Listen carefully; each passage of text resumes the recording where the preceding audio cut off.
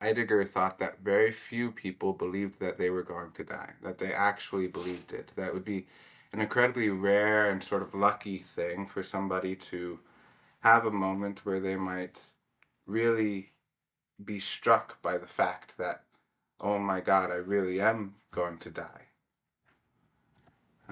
The rest of us who aren't so lucky to have that moment and be transformed by it don't quite believe it. We say we do, we say we think about it, or we distract ourselves from it, but we always kind of evade its existence somehow. I don't truly believe I will die, even when I think I do. It rarely strikes me with the gravity that I imagine is its due. Instead of submitting to the truth of my death, I find that I do a number of other things with it.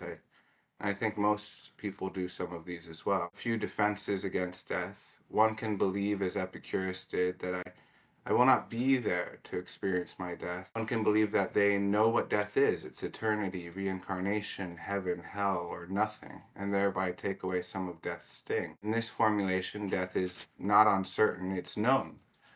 In the case of religious people, death is just an illusion or a doorway to another life.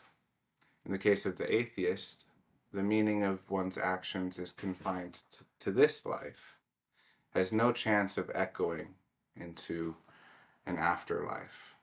And perhaps that's a relief. However, we are endlessly conflicted about death due to the duality captured in Hamlet. That death brings the possibility of ending suffering, but that its uncertainty allows us to imagine ongoing pain. To remind you of the famous speech, to be or not to be, that is the question. Whether 'tis nobler in the mind to suffer the slings and arrows of outrageous fortune, or to take arms against a sea of troubles and by opposing end them, to die, to sleep. No more, and by sleep to say we end the heartache and the thousand natural shocks that flesh is heir to, is a consummation devoutly to be wished. To die, to sleep, perchance to dream. There's the rub. For in the sleep of death what dreams may come, when we have shuffled off this mortal coil, must give us pause. There's the respect that makes calamity of so long life.